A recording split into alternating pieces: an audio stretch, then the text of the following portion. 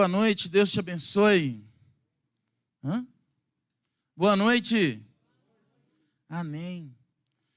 Deixa eu falar para vocês. Alguns devem me conhecer, eu já estive com o JA. Eu sou policial militar reformado. Aí, quando a gente entrava no auditório, assim, policiais falavam assim: atenção! Boa noite! Boa noite, senhor! Não precisa disso não, tá? Boa noite, gente. Mateus para avacalhar, né? E Deus te abençoe, que o Senhor alegre o seu coração nesse tempo de nova jornada, novo início. O Senhor traga alegria na sua alma, no seu coração, que você possa celebrar o Senhor esse ano com todas as intenções que você tenha no que concerne a reino de Deus, a caminhada, a avanço como igreja, como servo do Senhor, como povo de Deus. Amém? Seu coração possa se alegrar no nosso Deus. Para mim é um motivo de muita alegria. O pastor Gidiel me mandou um zap ontem, falou: eu não sei como é que está a agenda, nem eu sabia, amanhã tem Betim. Aí eu, olhando o zap dele, 300 mil mensagens no celular: você vai, Manjota, com toda alegria, estou lá, pode me chamar. E aí, nós temos a oportunidade, irmãos, de meditarmos nessa noite na palavra do Senhor. Tempo novo, ano novo, projeto, nem que seja fazer regime, como ele falou. Aliás, a proposta do regime, ela acontece exatamente quando você dá a garfada do pernil ou peru ali, no dia 31 para o primeiro. Não. Você entuxa a boca de farofa com aquele negócio e fala assim: você vai ver, se esse ano eu não posso, mas já é 00:05, meu.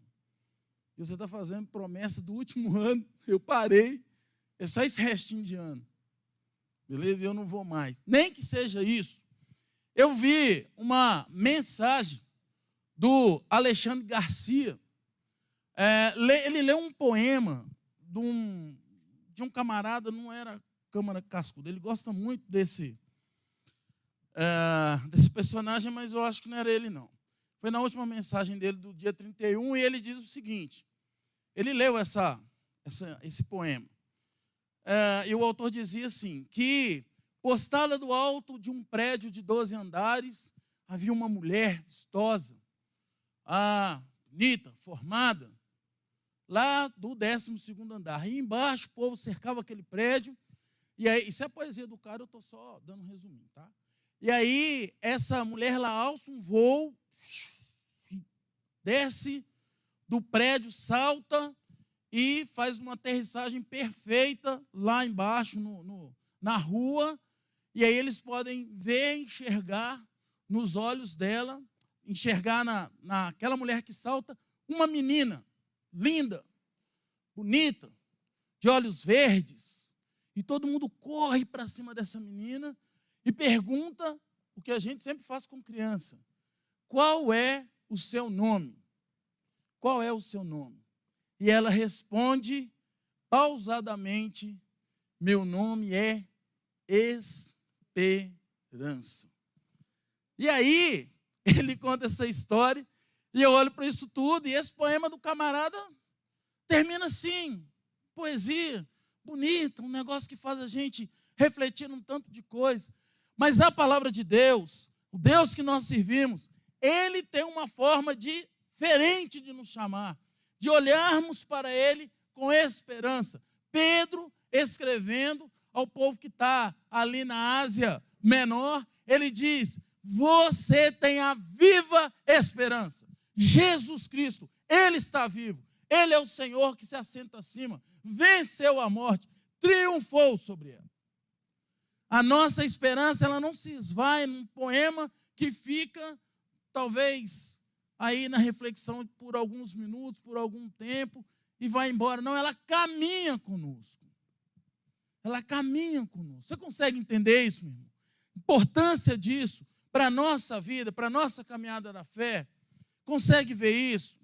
esperança, viva esperança. Jesus Cristo, Ele é a nossa novidade de vida. Aliás, a igreja vai caminhar sobre esse trilho, sobre esse tema, digamos assim. Uma nova vida. E o interessante é que o cristão, o crente, ele costuma olhar para isso, para a nova vida, e entender que é só uma conversão. Não, o cara não era crente agora, ouviu falar do evangelho, se converteu, tem uma nova vida. Nós precisamos experimentar uma nova vida com Cristo a cada dia da nossa caminhada da fé. Ela não pode ser uma feijão sem sal. Não dá para ser assim. A gente precisa ter uma novidade. Aliás, o salmista disse: o Senhor colocou nos meus lábios um novo cântico, um hino de louvor ao nosso Deus. Então, quando você desperta lá da sua cama, pode estar o tempo tenebroso que for, negras nuvens, um chuvão, e você olha para isso tudo e diz assim: o Senhor está comigo. E você traz à memória o que o salmista diz: bendize, ó minha alma, ao Senhor, tudo que há em mim, bendiga o seu santo nome, bendize, ó minha alma, ao Senhor. Celebre a Deus cada dia, cada tempo da sua vida, nesse ano e em todo o tempo da sua existência, como crente, como alguém que serve e cultua a Deus. Amém? Abra sua Bíblia em Mateus, capítulo 6, nós vamos ler do versículo 25 ao 34.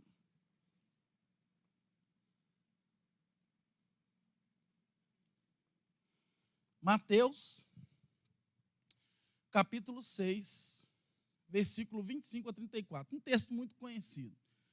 Eu queria descer o púlpito, Mateus não deixou. Falou que eu preciso ficar aqui. Toda hora eu saio do raio da... Tá beleza? Então tá, Daniel está ali dando uma auxiliada. Eu fico muito tranquilo de pregar daqui, irmãos, porque aqui é o meu habitat durante esses longos anos de oitava. O SS é o lugar onde a gente trata com juniores e com infantil. Então eu estou sempre aqui mexendo com os meninos e aqui é muito legal, né não? Vamos lá então, amém? Tranquilo aí?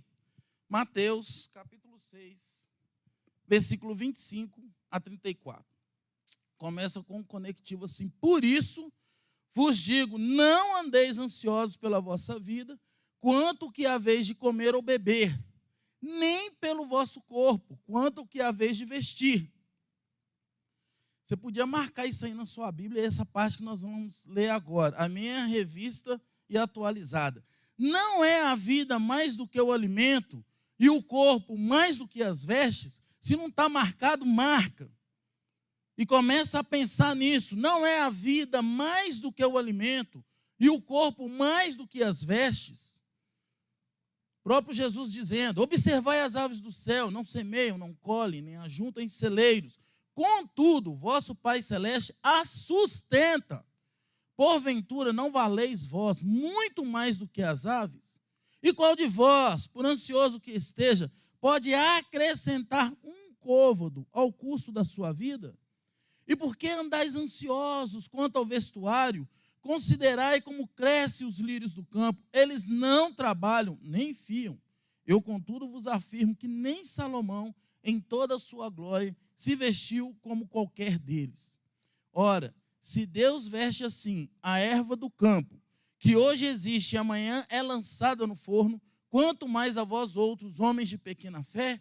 Portanto, não vos inquieteis dizendo: que comeremos, que beberemos, ou com que nos vestiremos?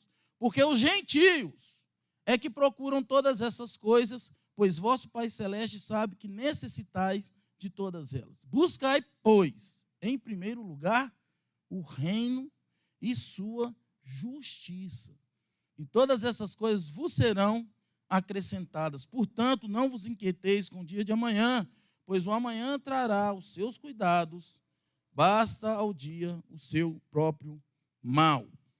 Senhor, a tua palavra, nós pedimos que o teu Santo Espírito nos conceda entendimento. Guia-nos, Senhor, para a compreensão daquilo que o teu Filho amado nos ensina através dessas palavras, e que o nosso coração possa aplicar a cada dia da nossa vida, para o crescimento e glória do teu reino e do teu nome, em nome de Jesus. Amém. Eu preguei esse texto lá em Betim, tem pouco tempo, talvez corra o risco aí de alguém tê-lo ouvido, mas é importante sempre a gente trazer à memória aquilo que a gente já ouviu. Com certeza você já ouviu esse texto, já leu várias vezes, e há sempre uma necessidade de abrir, de aguçar a nossa percepção àquilo que a palavra de Deus nos ensina, principalmente dentro daquilo que nós precisamos ouvir e aplicar na nossa vida. Texto paralelo a esse está em Lucas, no capítulo 12, versículo 22 a 34. Marca na sua Bíblia Lucas, capítulo 12, que a gente vai dar uma passada lá. Ansiedade é uma palavra do grego que traz o entendimento de distrair a mente. Distrair a mente. A sua mente se distrai com outras coisas e o pensamento não se foca. Você pode se lembrar do que aconteceu quando Eva distraiu o seu pensamento com uma sugestão, uma palavra da serpente que dizia assim: não é assim que Deus diz? Não é, trazendo uma dúvida. E quando ela dá à sua mente a oportunidade de andar, vaguear, ela acha desejável, bom e agradável ao entendimento tocar naquilo que Deus havia dito a ela: não toque.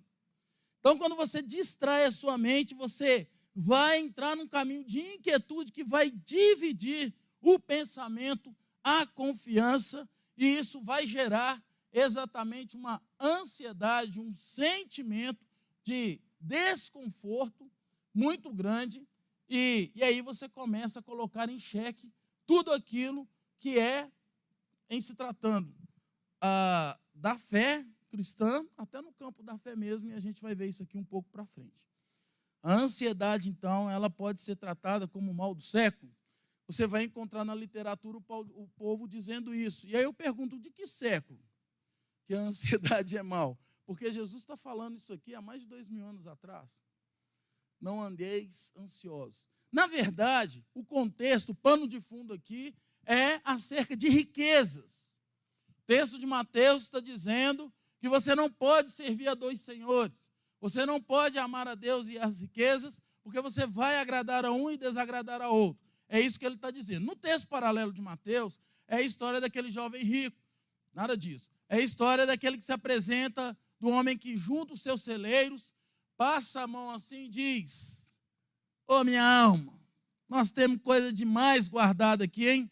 Olha aqui, meu celeiro está cheio, você pode ficar à vontade. E o texto diz assim: louco, essa noite pedirão a tua alma. O que tens feito? Para quem será o que tens feito? Assim é aquele que é rico para si mesmo, junta tesouros para si e não é rico para com Deus. E aí entra esse conectivo. Por isso, e aí Jesus vem trazendo toda essa estrutura de ansiedade, mas com uma aplicação ampla para o curso da nossa vida.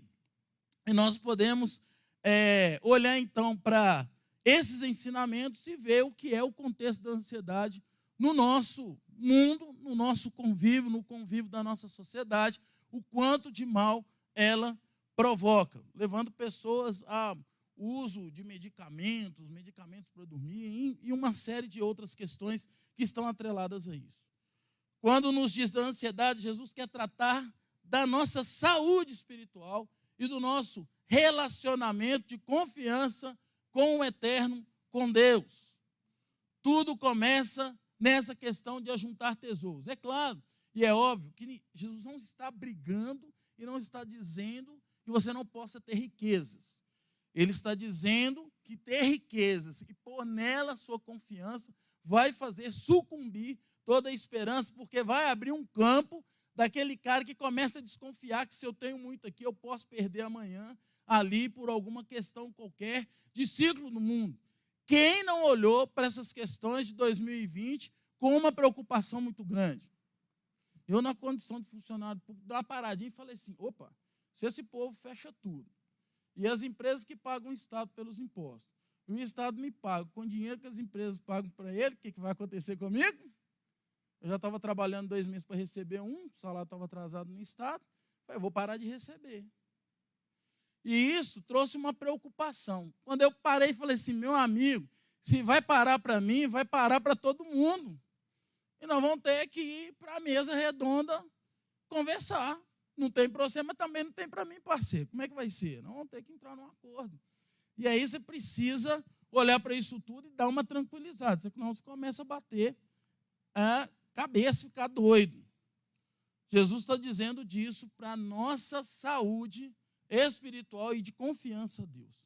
3 questões que eu queria tratar aqui, 3 razões para não ser um ansioso.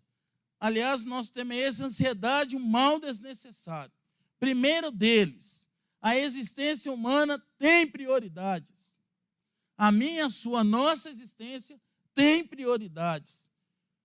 Quando Jesus diz aqui, não é a vida mais do que o alimento e o corpo mais do que a veste, ele quer nos dizer que existem prioridades na vida que não podem ser invertidas. Então esse é o primeiro ensinamento que nós tiramos. A existência humana, ela tem prioridades e eu não posso invertê-las. E uma vez invertida, eu começo a trazer sérios problemas. Um deles é que as pessoas deixam de manifestar gratidão, se tornam mais mesquinhas e arrogantes. As pessoas começam a pensar mais em si, tudo para mim.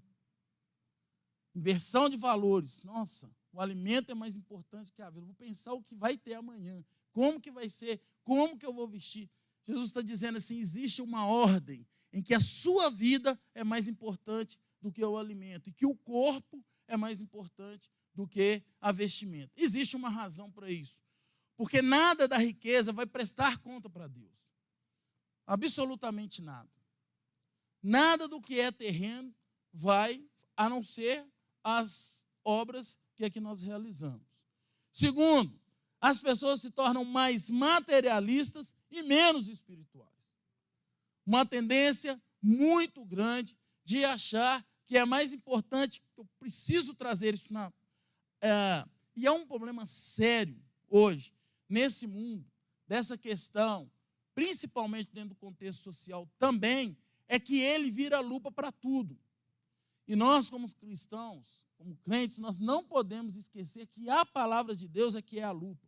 Eu não trago nada para a visão do entendimento da palavra de Deus, senão o contrário. Existem essas questões, eu levo a Bíblia para cima deles. Porque senão eu começo a achar que vidas coloridas importam, para não abrir nenhum campo de discussão, quando, na verdade, vida de pecador importa para o Evangelho. Porque Deus não abraça dessa forma nenhum aspecto em particular. Ele abraça pecadores que sejam de qualquer categoria, digamos assim, para trazer ele no contexto genérico, genericão mesmo, precisam de um Salvador. E o Evangelho não pode tratar isso de forma diferente. Senão eu começo a categorizar. E, na verdade, pecadores precisam de salvação.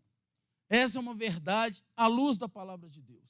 E aí, a gente vai quebrando esse ciclo de materialismo que se cria a partir do momento em que eu começo a achar, a dar importância em valores invertidos daquilo que é da nossa vida. E um terceiro é, se tornam frias na fé e na compaixão, porque passam a entender que precisam estar em evidência e se tornam individualistas. Irmãos, presta uma atenção. Essa arrogância, o materialismo, o individualismo caracteriza uma igreja secularizada. Uma igreja secularizada. E ela abandona por completo a verdade do Evangelho para viver uma verdade individual, de uma necessidade particular que não contempla o que a palavra de Deus nos ensina e nos mostra acerca de confiança e fé em Jesus Cristo e na palavra de Deus. É preocupante. E o resultado disso é, primeiro, uma independência de Deus. Você começa a criar uma independência de Deus. Começa a achar que tudo bem, posso até orar nesse sentido, mas eu vou investir aqui. Tudo bem, mas eu vou deixar de lado esse curso, porque esse outro aqui vai dar mais dinheiro, e o futuro, e agora, e o que está em voga, e o que começou a bombar. E você começa a deixar de lado a orientação de Deus e começa a viver uma vida individualizada, independente de Deus. Por quê? Porque a mente está distraída com o que está no entorno, e você começa a criar possibilidades, um monte delas. Já perdeu o sono? Por alguma razão? Você vira igual um bife na frigideira, assim, na cama. Para lá e para cá. Normalmente, pai de família, né? O cara começa a coçar a cabeça, meu Deus do céu, e aí você começa a ficar... E você não vai resolver um mal desnecessário. Um grande passo para o secularismo e o mundanismo. É sobre isso que Jesus está falando. Você vai aplicar todo o seu esforço para buscar aquilo que não é prioridade. Uma segunda razão, primeiro, então, a existência humana tem prioridades. A vida é mais importante que o alimento, o corpo é mais importante que as vestes. E aí você transporta isso para o seu contexto de vida espiritual com Deus. Claro, você não vai andar desnudo. Você precisa de uma roupa, ok? Está entendendo aí? Tranquilo? Segundo, então, deixar de enxergar o que é evidente. Nós começamos a deixar de lado a soberania na providência e no cuidado de Deus, e Ele não esqueceu do mundo. Se você virar a página da sua Bíblia aí, e for lá para o capítulo 5, versículo 45, diz assim: para que vos torneis filhos do vosso Pai Celeste, porque Ele faz nascer o seu sol sobre maus e bons, e envia chuvas sobre justos e injustos. A soberania de Deus cuida do mundo, na providência divina. Há uma linha da filosofia que diz que Deus deu a corda no mundo e deixou ele funcionar, e saiu. Não. Deus providencia todas as coisas para aquilo que Ele criou funcione muito bem. Nós cantamos aqui, Ele faz com que tudo coopere. Mais do que cantar isso, irmãos, é preciso viver isso no nosso dia a dia. O Eterno provê a sua criação. Graça comum de Deus faz vir chuvas sobre injustos e maus. Essa é a palavra. Deus não se esqueceu. Ele é o soberano Senhor. Essa é uma verdade para nós. Andar sob o cuidado de Deus é muito mais fácil do que tentar fazer o impossível. Quer ver o que é o impossível? Olha aí para o versículo 27. Qual de vós, por ansioso que esteja, pode acrescentar um côvado ao curso da sua vida? Mais ou menos 60 centímetros. Se você acha que pode cuidar de fazer qualquer coisa pela força do seu braço, tente tornar um cabelo da sua cabeça branco ou preto. E Jesus vai dizer isso. Você consegue? Consigo pelo milagre do tablete de Santo Antônio. Mas quando a raiz subir e as mulheres entendem bem isso, o que é que vai acontecer? Eilo, o cabelinho branco. E nós metemos um sprayzão dele lá para amarelar, não é não? Um dia eu estava conversando com a coronel, ela falou assim: mulher não envelhece, Gonçalves, ela fica loura. Não entendo muito bem como é isso, ou qualquer outra cor. Mas um belo dia você aparece lá em frente ao espelho, você puxa o cabelinho, se não é assim, levanta, e você não vai conseguir fazer o que é impossível. Mexer em qualquer coisa da sua vida como governança, como parte que você pode administrar. Dependência totalmente de Deus. Total dependência de Deus. Portanto, é uma preocupação desnecessária. E é claro, meus irmãos, Jesus não está falando de você levar a vida na flauta, ou no teclado, ou no carro. Não é disso. Há uma responsabilidade. Aliás, quem se converte e passa a servir ao Senhor, agora tem um compromisso gigante de uma novidade de vida, de caminhar conforme a palavra de Deus nos orienta. Então, não é uma vida descompromissada. Há uma teologia da livre graça aí, que diz que uma vez salvo, beleza, seu passaporte está carimbado, a sua vida está resolvida, e agora você pode caminhar de qualquer maneira. Não pode. Agora, mais do que nunca, é na confiança e na total dependência de Deus. Então, não adianta tentar mexer naquilo que você não vai resolver. O risco da ansiedade é meter os pés pelas mãos e esquecer que Deus está no controle. A Bíblia nos traz o relato de alguns homens que agiram, talvez impulsionados por uma necessidade, uma ansiedade muito grande, até de querer fazer o que é certo. Quer ver? Davi, quando quer trazer a arca de volta para fazer um culto a Deus, o que ele faz? Vai lá na terra lá dos filisteus e traz a arca. De que jeito que ele traz? Lembra da história? Ele vai lá com carro de boi. Confere? Lembra? E aí, o que acontece? Qual é o resultado disso? Um homem morre. Morre. Porque a arca não podia ser carregada daquele jeito, ela precisava ser carregada em varais. Os levitas iriam levar. Quando a arca balançou, o boi tropeçou, o cara levou a mão. Então não dá para ser uma vida de qualquer jeito, nem qualquer tipo de culto.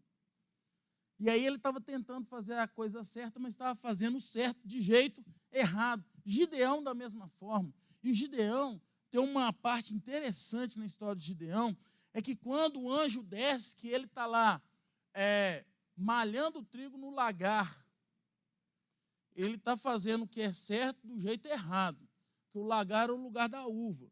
Mas ele estava tão angustiado com o ataque dos amonitas, se eu não estou enganado, os medianitas, que ele vai escondido no desespero ali, num lugar que não era o lugar dele fazer aquilo, e o anjo desce, para do lado dele, e aí? E aí? E qual é a resposta de Gideão para ele?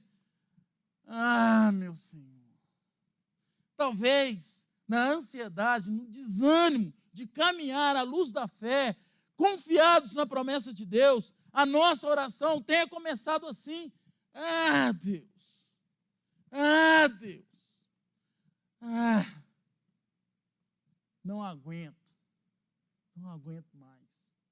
Talvez a gente comece assim, quando na verdade é a gente olhar para a circunstância e dizer: o Senhor está no controle, o Senhor se assenta acima, Deus é o Criador dos céus e da terra, Senhor soberano, é Ele quem governa, todas as coisas se submetem à boa, perfeita e agradável vontade dEle. Portanto, Deus não perdeu o controle. E nós cantamos aqui: no controle tu estás, no controle tu estás. E aí, nessa história de Gideão, eu olho assim: agora o anjo vai dar o recado, vai dar o caminho das pedras para ele aqui, e vai explicar por que é que nesse sofrimento todo a gente passa por essa angústia, e vai dar receita. E sabe o que o anjo fala com ele? Cara, vai na sua força. Vai na sua força. E se nós olharmos para o contexto da palavra de Deus, o que o salmista diz: o Senhor é a minha e a minha salvação. O que é que eu vou temer? Verdades que a gente se esquece delas, meus irmãos. Nós nos esquecemos disso. Por isso eu preciso trazer à mente a verdade da palavra de Deus e alimentar o meu coração daquilo que é a promessa do Senhor para mim, porque Ele é fiel para cumprir. E quando eu olho para as Escrituras, eu digo: meu Deus, Ele não se esqueceu de mim. Como foi o texto que foi lido aqui. Ele não se esqueceu. Você está na palma da mão, ainda que seja na adversidade. Mas você não vai ser exprimido. Deus está cuidando. Uma terceira razão para não ser ansioso. Por quê? Senão perde o exercício da fé. Meu irmão, fé não é um conceito. Conceito que você olha lá para Hebreus e fala assim: aqui tem um conceito. Fé é prática, é exercício. Eu exercito aquilo ali. A minha confiança, a minha certeza e a minha convicção. Ok? É um exercício. A ansiedade nesse contexto está linkada ao exercício da fé. Eu preciso olhar para tudo e falar assim, olha, Deus, ou eu creio naquilo que Deus confiou que é a sua palavra. Confiança em saber que Deus tem o conhecimento das necessidades dos seus servos, antes de abrir a boca. Davi fala assim, fui moço e hoje sou velho. Nunca vi um justo desamparado, nem a sua descendência mendigar o pão. Fui moço e hoje sou velho. Nunca vi um justo desamparado, nem a sua descendência mendigar o pão. Portanto, confie nas promessas do Senhor e da palavra dele e exercite isso como uma fé, como um valor de prática de fé para o nosso dia a dia. Porque sem fé é impossível agradar a Deus. Quando nós nos aproximamos do Senhor, até para dizer, Senhor, porque tem hora que a nossa alma ela quer dar esse suspiro mesmo. A pressão está muito grande, o Senhor entende da nossa condição, Ele sabe da nossa natureza, Ele sabe das nossas fraquezas, e Ele sabe da nossa dependência dEle. Ainda que a gente tente caminhar de uma forma diferente, mas o Senhor sabe, conhece o nosso coração. Foi Ele quem nos formou. O salmista diz, os teus olhos me viram substância informe, não havia nada em mim ainda, quando o Senhor escreveu todos os dias da minha vida. Então, nosso Deus não está dormindo. Salmo 121, para clarear nossa memória, certo que não dorme, não dormita, não dá uma cochilada, uma bodada, o guarda de Israel. É uma visão militarizada mesmo, porque o cara que está na sentinela ali, quando ele começa a ficar 2 horas em pé no seu posto de guarda, no varar da madrugada, meus irmãos, parece ter um caminhão de areia no seu olho, e você dá aquela balançada assim, escorado. Quem serviu as Forças Armadas sabe muito bem do que eu estou falando. É terrível, mas nessa cochilada, porque a segurança que o salmista está dizendo aqui no Salmo 121 é daquele que precisa vigiar as fortalezas da cidade para que ela não seja invadida pelo inimigo. E ele diz assim, às vezes o nosso vigia dá aquela bambeada, mas o Senhor, para quem nós olhamos, Ele não dorme, Ele não cochila, Ele não perdeu o tempo, Ele não se esqueceu, e isso é um exercício prático de fé para mim e para você. Uma confiança que brota na nossa alma e precisa ganhar vida. E a gente dá essa vazão quando eu olho para a palavra de Deus e falo, Senhor, eu quero crer na tua promessa, quero crer no que a tua palavra me diz, quero crer no que na que a Bíblia me diz, e eu quero me aproximar do Senhor com essa fé. Ajuda. Spurgeon diz que um homem ansioso não consegue orar com fé. E nós precisamos lançar sobre Deus toda a nossa ansiedade, por quê? Então vamos falar com mais postura, mais imposição. Lancemos sobre Deus. Por quê? Porque uma verdade que não é só uma proposta de um texto poético, é uma verdade da palavra de Deus. Exercício da fé começa, parte dessa forma. Quarta razão, eu tinha falado que eram 3, né? Errei. Quarta razão, não perder de vista o reino de Deus. Não perder de vista o reino de Deus. E isso para nós é de uma extrema importância, irmãos. Porque o reino de Deus está próximo. O reino de Deus e sua justiça são os objetivos principais de uma vida cristã autêntica. É isso que nós buscamos. Quando você ouviu o Evangelho, quando você ouviu da graça de Deus, o Espírito Santo tocou o seu coração, você irresistivelmente entregou a sua vida ao Senhor, você não aguentou esse chamado, não aguentou essa proposta do Evangelho, e você diz, é essa a vida que eu quero. E agora nós começamos a caminhar, a andar de uma forma completamente diferente e nova. buscando esse reino de Deus. Há uma promessa de uma vida eterna, de um reino de paz, onde o Senhor vai enxugar dos olhos toda a lágrima. Há uma proposta, há uma verdade, e agora ele se torna o nosso objetivo. Vai lá para o capítulo 12 de Lucas, que eu te falei.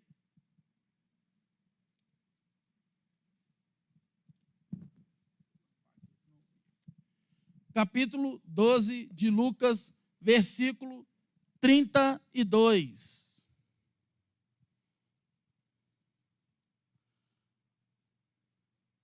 Promessa de Deus para nós é algo fantástico que a gente precisa viver, meu irmão. Precisa experimentar. Olha o que o texto diz: não temais, ó pequenino rebanho, porque vosso Pai se agradou em dar-vos seu reino. O reino de Deus foi dado a nós por meio de Jesus Cristo. O que de mais precioso nós podemos ter, Deus preservou e cuidou de nos dar. Voltando lá no Salmo 121, ele diz assim: o Senhor guardará a tua alma, o Senhor guardará a tua vida. O que há de mais precioso no homem é a sua alma, é a sua existência. E Deus cuida de preservá-la por meio de Jesus Cristo, a ponto de, por meio de Jesus, nos ofertar o seu reino. Busca aí primeiro o reino de Deus e a sua justiça. As outras coisas são complementares. Na virada do ano, o pastor Jeremias pregou dizendo que são bênçãos secundárias. Sim, comer e vestir são coisas que nos advêm da providência de Deus, que não se esquece de nós. Seja de qual forma for, Deus vai suprir a sua necessidade. Talvez não seja exatamente da forma como você quer, porque se tiver uma Land Rover, você vai esquecer de dar graças a Deus. Mas se tiver com um fusquinha, um rolo de arame e um alicate, você não vai ficar na estrada. Você já empurrou carro? Morro acima, carro sem gasolina. Aí você xinga. Um dia eu parei uma pampa velha que eu tinha, que eu carregava caixa de som para fazer culto lá na polícia. Parei ela numa arruda, assim, na beirada da contorno, ela morreu ali comigo. Falei, vou jogar ela dentro do rio. Vou jogar ela dentro do rio. E olhei com muita raiva para aquele carro, vou jogar dentro do rio. Passei a mão no telefone, liguei para um cara, tinha uma agência, falei assim, cara, você tem uma caminhonete aí? Você tem um carro aí? Que raiva que eu estou num carro aqui. Falei, não, senhor, pampa no interior, dá para carregar 2 mesas de sinuca, assim, uma do lado, traz para mim, que para mim ela serve. Deus vai te prover, pode não ser da forma que você quer. De repente não foi uma Hilux que eu arrumei. Mas eu continuei fazendo os cultos. Continuamos pregando o evangelho ali. E aí, o que nosso coração precisa entender é que o reino de Deus é a principal riqueza que nós temos por meio de Jesus Cristo. Um sacrifício de uma vez por todas, resolver o seu problema, o nosso problema de eternidade, que era sério. E agora nós precisamos exercitar isso. Ele está dizendo, você não tema, porque Deus cuidou de te dar o que é mais precioso. E quantas vestes? Olha o que o texto diz lá em Apocalipse 22, 14. O que importa é que as suas vestes estejam nessa condição aqui, meu irmão. 22, 14 diz assim: bem-aventurados aqueles que lavam as suas vestiduras no sangue do Cordeiro, para que lhes assista o direito à árvore da vida e entre na cidade pelas portas. Porta que as suas roupas sejam roupas que te aprovem diante de Deus. Que faça com que você possa experimentar a eternidade proposta por Deus no nosso coração e que nós vivemos a partir de agora. O reino é manifestado aos que arrependem e têm fé. Quando Jesus vai apresentar o reino de Deus, a manifestação do evangelho, ele diz, está próximo o reino de Deus. Crer no evangelho e arrepender dos seus pecados. Arrependimento e fé. Arrependimento e fé. Arrependimento e fé. Esse é o caminho para o reino de Deus. E a nossa ansiedade deve concentrar-se em alcançar esse reino. Um esforço. Quando Jesus está falando do reino de Deus, ele fala assim: o reino de Deus é semelhante a um homem que achou numa fazenda, num lugar, uma pedra muito preciosa. Ele foi e vendeu tudo que ele tinha, comprou o lugar para ele. Lembra? Jesus está dizendo que de mais precioso você possa pensar para a sua vida e para a sua existência é o reino de Deus. Nós não podemos agir como gentios. Quem crê no Senhor, quem confia na graça, na salvação de Deus, não pode agir como gentios. Quem se preocupa com todas essas coisas são os gentios. E Paulo dizendo aos Coríntios, ele diz assim: atentem para as coisas que não se veem, porque aquelas que nós estamos vendo estão diante dos nossos olhos e que nos traz toda essa preocupação, nos fazendo ficar de cabelos brancos, são passageiras. Elas vão passar, vão evaporar, vão ficar para trás. Você consegue lembrar das suas preocupações de 2019, das suas preocupações de 2018? Certamente elas eram diferentes dos anos que vieram para frente. E você gerou na sua cabeça, no seu corpo, na sua vida, outras preocupações. E aquilo que te tirou o sono, talvez lá em 2017, 2018, você nem se lembre mais. Você nem se lembre mais. Talvez esteja vivendo um reflexo disso hoje, de uma decisão que você tomou lá atrás e fala assim: que hora que foi que eu fiz isso?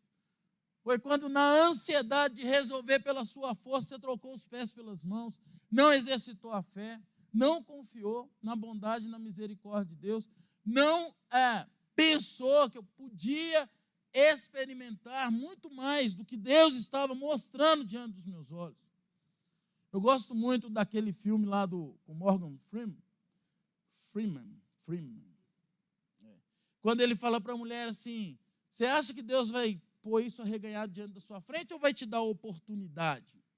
Deus nos concede a oportunidade de cada dia experimentar a bondade dele, da misericórdia. Aliás, a promessa de Deus que está para nós, ela está expressa na palavra de Deus. Quando você olha para o Salmo 23 e diz assim: o Senhor é o meu pastor, nada me faltará. Bondade e misericórdia me seguirão todos os dias da minha vida. Bondade e misericórdia me seguirão todos os dias da sua vida. Alguém desenhando isso, explicando, falou assim: irmãos, quando você acordar amanhã, o pacote de bondade e misericórdia de Deus vai estar lá no pé da sua cama. Metáfora interessante, porque o de hoje você já abriu. Ou talvez você nem percebeu, mas pelo fato de estar aqui vivo, reunido e celebrando a Deus, é uma grande bondade da parte dele. Sabe por quê? Porque quando Eva distraiu a sua cabeça na ansiedade daquilo que ela julgou ser bom, agradável e desejável, nos enfiou junto com Adão numa grande enrascada da morte. Jesus Cristo solucionou isso, nos dando o seu reino. Por isso precisamos olhar para essas coisas que não estão diante dos nossos olhos, pensar nessa promessa de Deus como algo grandioso, que eu preciso exercitar e fazer uma força para buscá-lo. Preocupação com o futuro é que modifica o caráter do presente. Olha para este ano, quantos são os teus planos, como foram ditos aqui. Quantos são os teus planos? Todos eles precisam ser apresentados diante de Deus, que tem de nós cuidado. Não se esqueça das verdades bíblicas, proferidas a nós como promessa do cuidado de Deus. E nós já citamos aqui o Salmo 23, o Salmo 103, bendize a minha alma ao Senhor. O Salmo 121, eleva os olhos para os montes, de onde me virá o socorro? O socorro me vem do Senhor, que fez os céus e a terra. Ele vai guardar os teus pés para que não tropece. Ele vai te guardar para que de dia o sol não te traga prejuízo, nem de noite a lua. O Senhor guardará a sua vida de todo mal, guardará a sua entrada, guardará a sua saída, guardará a tua alma por meio de um reino de paz, de justiça em Cristo Jesus. Coloque seu coração num relacionamento direto com Deus, todos os dias, porque a graça de Deus nos é suficiente, nos é o bastante. Irmãos, coloque seu coração num relacionamento direto com Deus todos os dias, para que a sua mente não se distraia com aquilo que é contrário à palavra de Deus e que quer trazer uma dúvida sobre a soberania do Senhor, o poder do nosso Deus e, acima de tudo, o exercício da nossa fé.